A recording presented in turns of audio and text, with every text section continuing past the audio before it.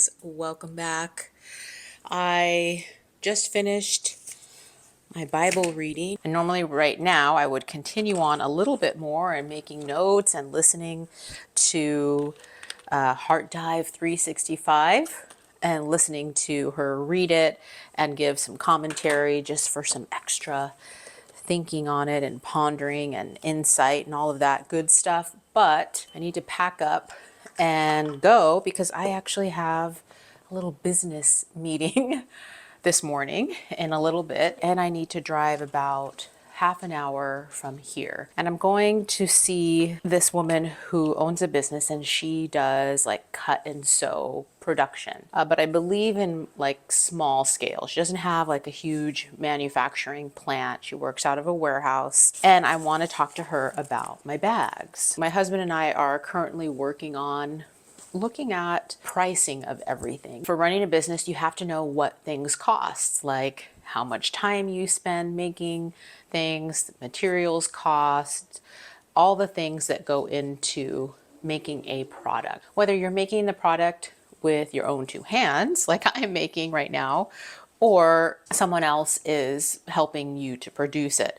So right now, the reason why I'm going to talk to her about cut and sew is just to find out the cost. Because right now I know what it takes for me to make a bag, and I still haven't, and I'm still not as efficient at it yet as I believe I will be, in more time. But anyways, the purpose of going to meet her is just to see what it would cost if I had some help. If I had some help with the bags, for example, I would love to do a summer collection, right? And everything is in small batch. So I'm not making 1,000 pieces. And I don't know if that would ever be a need for me to have 1,000 pieces of the same bag. But I may have 100, and if there was an order for 10, 20, 30, 40, 50, all at one time, maybe coming from different customers, I would not be able to put those bags together in a timely manner to ship them out. Like, it would take me way too long. So having extra hands who know how to cut and sew, and that's their business, would be really awesome. And she's only about a half an hour away from me. And so I'm going to meet with her. I'm going to show her some samples and bring her some materials and see what that would cost and look like for the future. So I think it's wise to do that and look at the potential costs that might be. And it's a little difficult to think about somebody else working on my product. I know it's part of the business side of it. The business side of it says if I potentially need to scale it bigger, I can't be the only one sewing. I wouldn't be able to meet a demand past a certain point, Here's my outfit. I've got black jeans on and this sweater that I love because it's kind of like grunge, with these colors. I feel kind of like grungy grandma a little bit. And I'm wearing one of my favorite lip combos to wear, which is a MAC lip liner in the classic cork color, which is just like a neutral grungy brown, and then Merit lipstick in 1994. Is it 1994 or 1990? 1990. 1994 is the year I graduated high school. This is such a great combo of brown, perfect 90s grunge lip colors if you are into that like I am. And then there's no and then. That's what I'm doing. I may stop somewhere really cool. I've got to run. I'll see you later.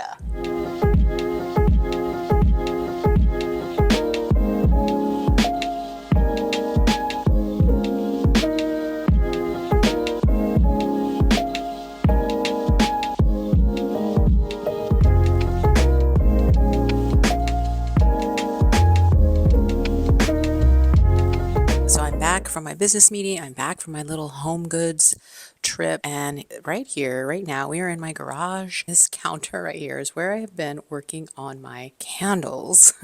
And it's just this little area here. So yeah, this is where I will be doing some work for the rest of this afternoon.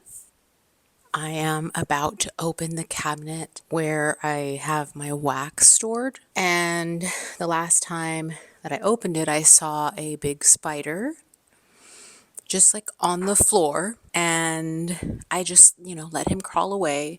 I did not attempt to trap him, smash him. I just said, just go back into the nether regions of this cabinet, please, so that I can pull this box out, open it up, get in the bag, and get my wax. My biggest fear is I'm going to open it up and then the whole thing's just going to be webs.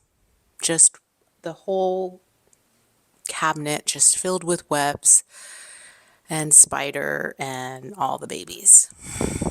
Okay, let's just do it. No webs.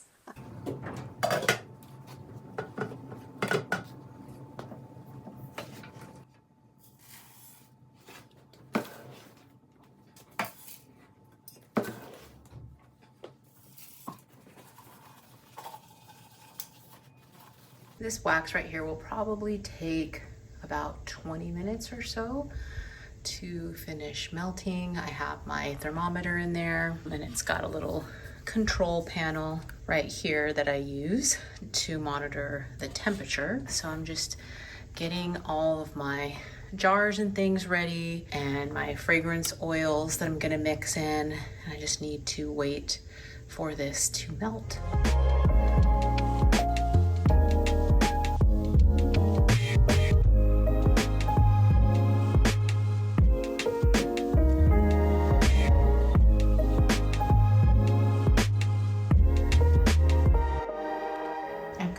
Shop dog Jake here. I bring his bed out to the garage so he can hang with me.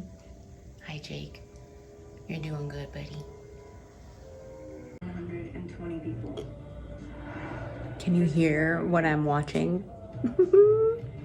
I just put on Twilight on the TV in here while my wax is melting, getting everything prepared, ready to go.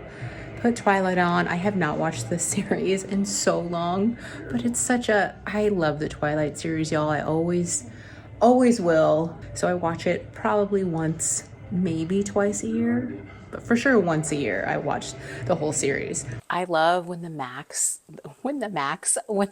starts to get all melty and I can get my little stirrer in there and get it moving around. It's such a cool process. I love it. And I kind of miss it because it's been a couple weeks. Gosh, this is just so fun. Okay. Still needs to melt some more. Gosh, freaking love this series. Love Twilight. If I was going to make a Twilight candle, what would that smell like? I've got my mind brewing about a Twilight candle because, I have to. It is so bright and sunny and warm outside. It feels like summertime. What is going on? And we have high winds, which isn't a good thing since SoCal has had just terrible fires. The ones in LA, and they spread into another county. So I'm hoping that these winds do not kick up any fire, because that would be very sad. I wish we would get some rain soon. It's the next day. Today happens to be a Thursday. Yesterday, I finished making the candles that I wanted to make. My husband got home this morning, went to the gym, and afterwards went to the grocery store. So I figured, why not do a little grocery haul right now, just because that's what's in front of me. That's what I'm doing, just normal stuff, normal everyday life stuff. First, I have rotisserie chicken right here. This is a lemon herb one, and sounded so good. So I'm getting that in the fridge. Got some eggs right here, a big pack of eggs because we use a lot of eggs.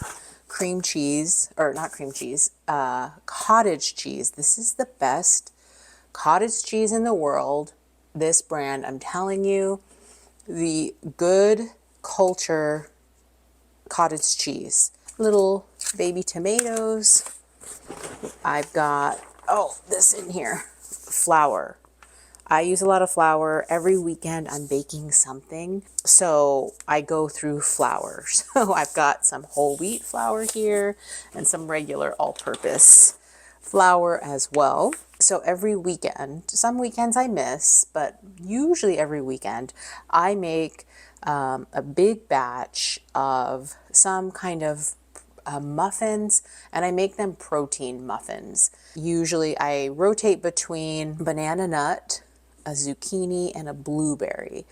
And I mainly make them for my husband. He eats them, all week long, and I put them in the little like 2-pack baggies that it's easy for him to take. He's just like a grab and go kind of person.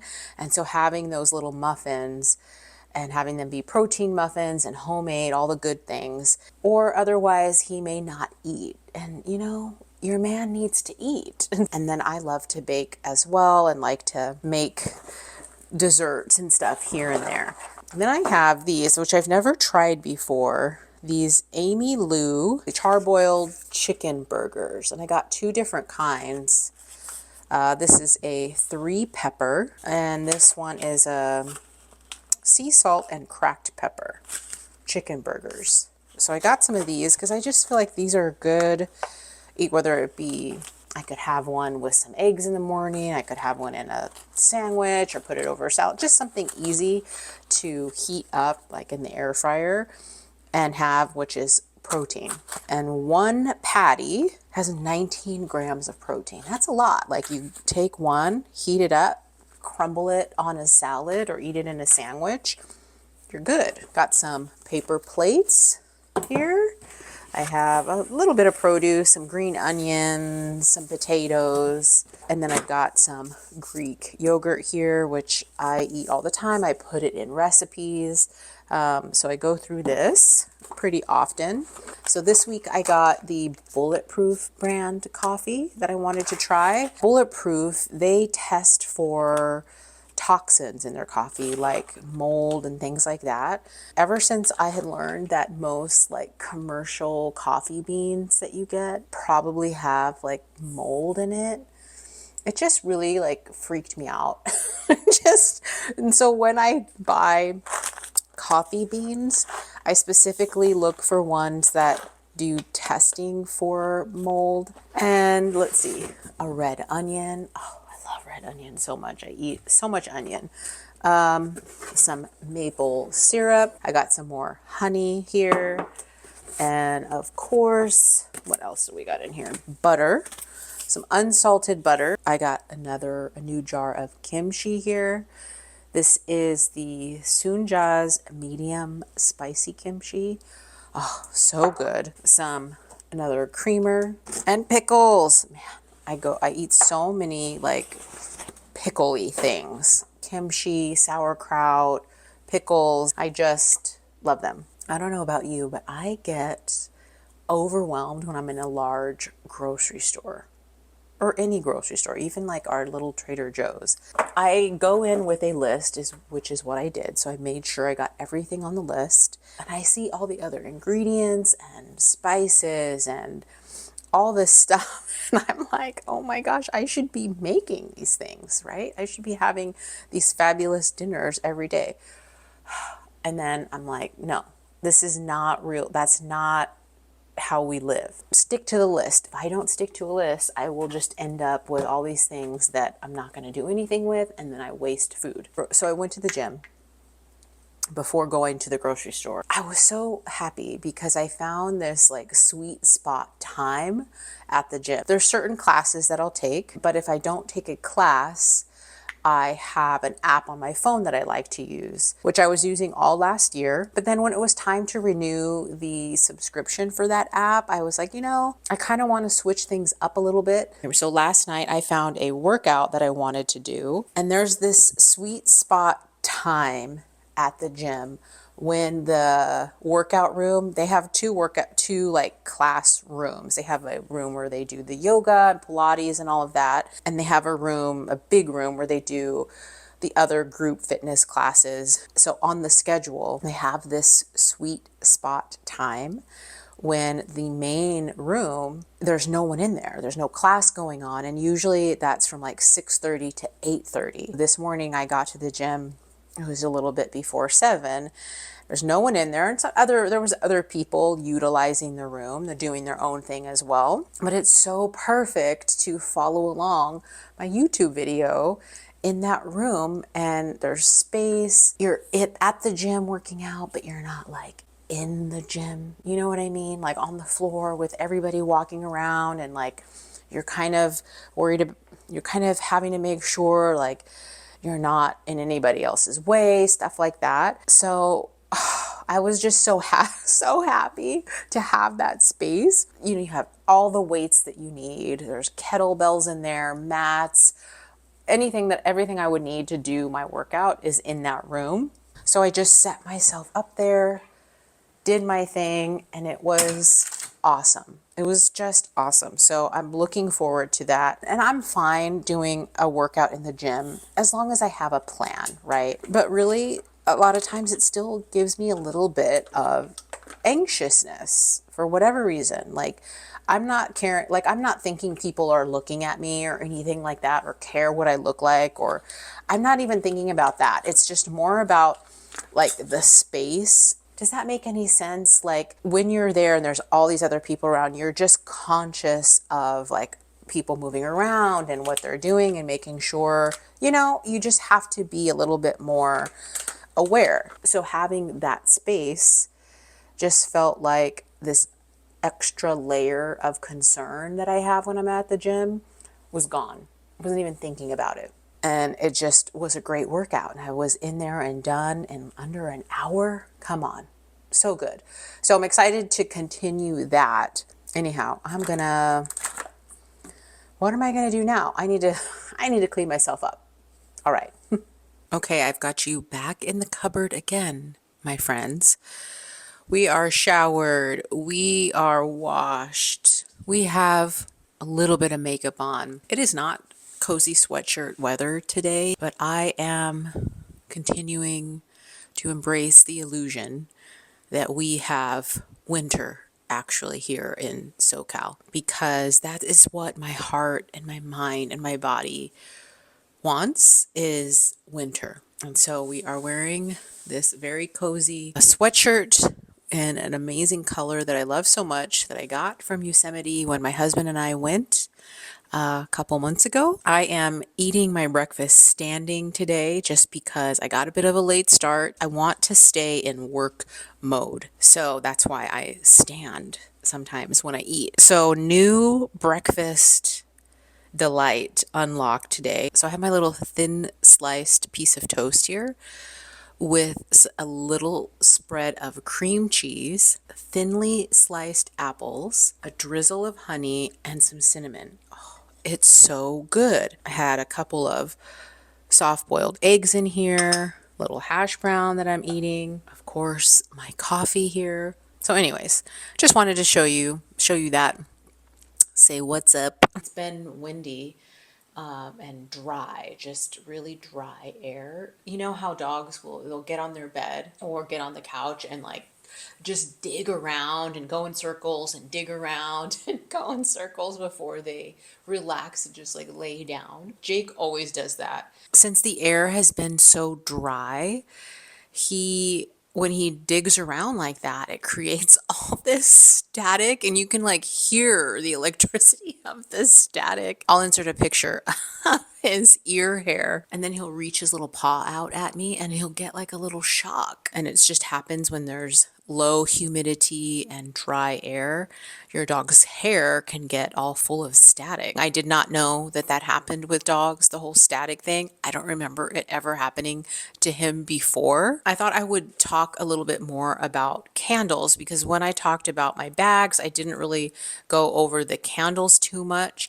And so I wanted to quickly go over that with you guys. This is just obviously there's nothing in here as a sample candle. I've been testing so many different scents. I have so many small little tester candles that I've been doing. So what I'm doing is 100% soy wax candles, and all of the fragrances that I'm using are all the like phthalate free, toxin free oils. So they do not require that Prop 65 warning, which I believe is, I think it's only in California. Basically, that means that there's no like carcinogens or toxins inside the fragrance oil. That's what's the most important thing for me about the candles is that they are toxin free. And for me, I do have allergies. They aren't severe. I have discovered though by now, which many people have, that candles, burning them, just your regular old like Bath and Body Works candles or something that you might find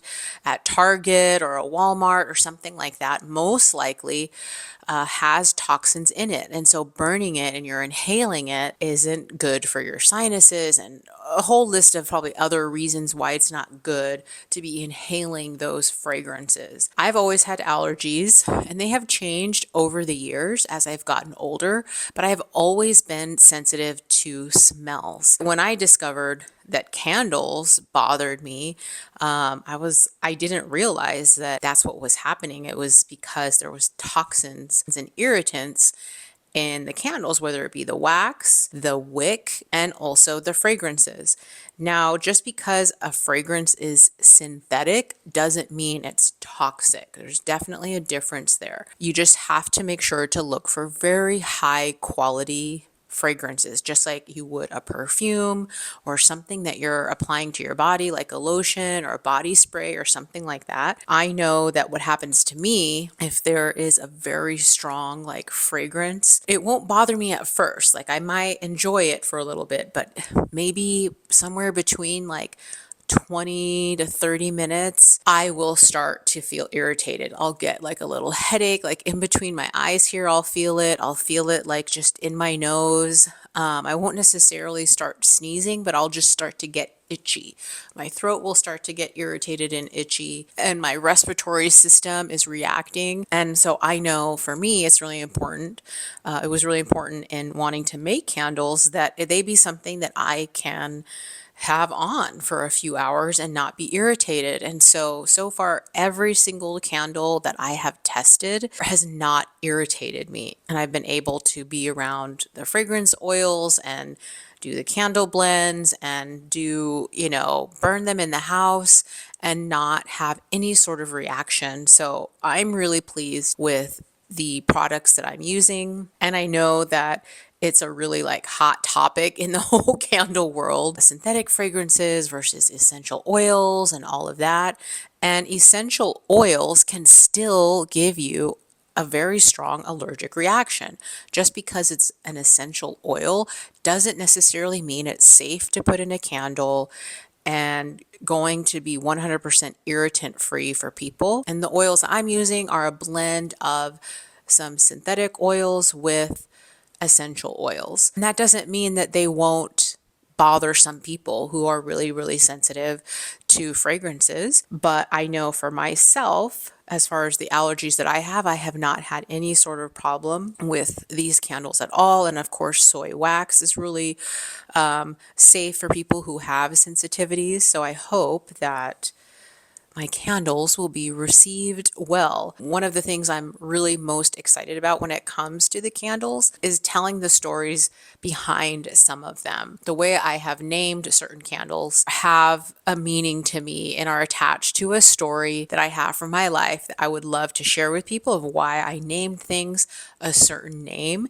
And that's going to be really, really fun to share with everybody. I'm going to start off with about 5 to 6 different fragrances and then go from there. And so, yeah, that's a little bit more about the candles, and it's really exciting. They're so fun to make. I really enjoy it. So what I'm doing today is I'm making some final decisions on those 5 or 6 candles that I'm going to launch with, because there's been so many I've made that I really, really like. So I need to really narrow it down to those top 5, top 6 in different scent profiles, different ranges that I think is going to be well rounded and hopefully appeal to various different people who, of course, will like different types of scents when they purchase candles. That's it for now. I got to make these decisions, y'all, and it's tough for me, but I got to do it.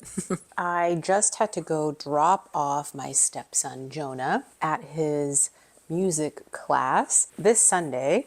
He actually has a showcase with his music school, which is called School of Rock. All of the performance groups from School of Rock are doing a little performance locally here, so that will be fun. My husband is working on a project right now, so he is not here, which is why I'm still able to film right now, even though it's like 5:30 in the evening. In the whole process of making the quilted bags, this is something I do a lot, which is ironing. I pre-wash all of the fabric that I get here at home, which means when it comes out of the dryer, it is all wrinkly. I personally believe it's best to pre-shrink your fabrics if they are washable fabrics, which I use 100% cotton fabrics. I always wash my new clothes before I wear them. I kind of think of this fabric the same way, where I want to wash it before I use it. Obviously, 100% cotton shrinks, so I want everything to be pre-shrunk, which means this step of having to iron everything is necessary before cutting the fabric out. And this print right here is part of my first launch of bags. So I need to make one set so I can take photos of it. There's different schools of thought among people who sew when it comes to fabric. There's those that think, oh, I just straight away cut into it and start using it. And others who are like, no way, you cannot do that. And I guess it's just how you learn, maybe. Like my mom taught me how to sew. And that is what my mom did. Like she always told me to pre-shrink and pre-wash your fabrics.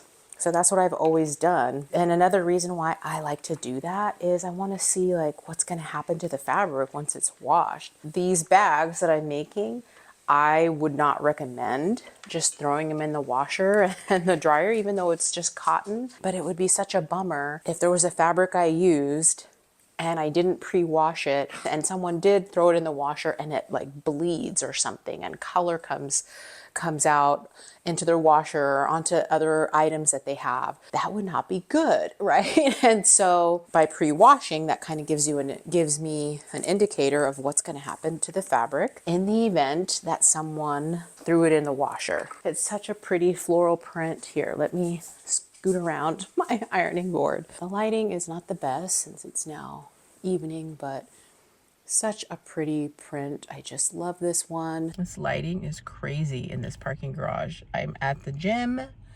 It's 5:50 in the a.m. I have a class that starts at 6. It's one of my favorite classes. It's every Friday. It starts at 6. It's called Barefoot Sculpt. And I have to get in there because the girlies are territorial. And when I say girlies, I mean me. Because I really like a particular few spots in the back because I feel like you have a little bit more room. You know, of course there are regulars that have their spots that they like all the time and the class gets full. So I like to be at least 10 minutes early so that I can get in there, not have to rush, get my stuff set up and, you know, get it done. So here we go.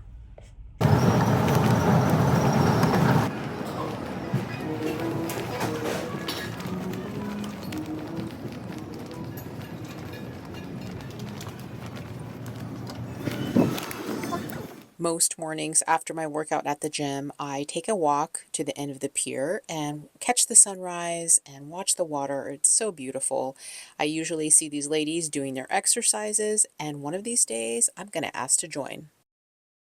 Okay, so this is probably where I will end this little vlog. I don't even know all the bits and pieces that I have filmed, but we will pull it together. So here's a little look into what I've been working on when it comes to my first launch of candles that will be coming out. These are all just small minis that I have been testing different fragrances. So my goal in this has been to come up with 5 or 6 different scent profiles that would appeal to a range of different people and what they like. I'm pretty sure I've come up with a really good little array of scents that people will like within what I have to offer for my first launch. And the good thing is, out of all of these, I feel like I made a lot of really good ones, but I don't want to, of course, launch them all at the same time. It's just too much. So I have a lot to pull from for later on down the line. So we'll see how the first 5 or 6 scent profiles go, but I'm really proud of it. Like, I'm really excited to get them in their like full size containers with the label and all of that. But it's been really fun, a little bit tedious, but overall just a really fun process for me. And so many different things have like come up in my mind when it comes to the candles specifically. There's so many people who do candles. You go out everywhere and you see candles at all the different stores or pop-ups that you may go to, or in the mall, or you go out shopping and there's always a selection of candles and stuff there of all different styles and types. Your first impression of a candle, if you notice one, is going to be the vessel that it's in. If it looks aesthetically pleasing to you, you're more likely to pick it up and give it a smell. What I choose to put my candles in is going to be, some people are going to like it, some people may not like it, it's not their thing. And in my head, this last week or so, I've been just kind of like tossing back and forth about the container that I'm choosing to have my candle in right now, and like the logo design and all of that. I'm just like, oh my gosh, like no one's gonna like this. It's just not cool enough, and or something, And I just am reminded of what I had said in my last video, was that there will always be something else that's different than what you're doing that you might think, oh, that's better. Like people are going to like that more than what I'm doing and what my thing looks like. And if you are a creative person and you like, whether it be like to craft, or maybe you have your own small business, or you have an idea that you would love to see come to life, I can't even tell you how important it is to just stop comparing yourself or looking at other things that are like what you may want to do. Limit how much you do that. There's always going to be something that you think looks cooler or better, or that people are going to like more, and yours is dumb and yours is this or that. And then you just spiral down into a hole. And I've randomly been doing that this last week and just looking at mine, being like, oh, but what about this style and this style? And you cannot do that to yourself. I don't know about you, but I'm someone who is attracted to so many different like styles and aesthetics, like the super clean, minimalistic, black, white, beige kind of thing, bright, colorful, retro, the whole cottagecore vibe with pretty florals and trees and that whole thing. I love like the whole boho kind of look. I love certain aspects of like farmhouse style. I love the Scandinavian style. What do you call it? Mid-century modern. Yeah. Love that style. Like there's so many directions that I could have gone in when it comes to what my branding would look like and what my container for my candle could potentially look like, and the label to make it attractive. So many directions I could have gone. I went with kind of like my first instinct when I decided that it was going to be Haven Rose, the brand, the name of my company. I can't waver from that, because when I do, I'm just floundering all over the place and just being like, oh, it could be this, it could be that, it could be so many different things. So I've stuck with my first gut feeling, my first pull, which was to name it Haven Rose, to have the little rose image on the label. There's a certain color palette that I am going to stick to at first. I need to just stand firm in that and go from there. And things can always change. It's not set in stone. I'm not in some sort of crazy contract to keep it a certain way for a certain amount of time. I can change things. And that is the beauty of creating something and putting it out into the world and seeing who connects with it. I'm really excited and curious to know who that is going to be. So that's why I need to tell myself over and over again, and tell you over and over again, do not let comparison steal the joy of what you want to create. That can just paralyze you from moving forward. Just go for it, try it, and see what happens, because making something with your own two hands, I think, is just such an enriching thing for your life. I just really feel it's so good for your heart and your peace of mind and just your mental health. That's probably where I will end this little vlog. And hopefully what I have filmed will mishmash together into something a little bit entertaining, I hope. Whatever time of day it is for you out there, I hope that you are doing well and taking good care of yourself. And I will see you soon. Bye.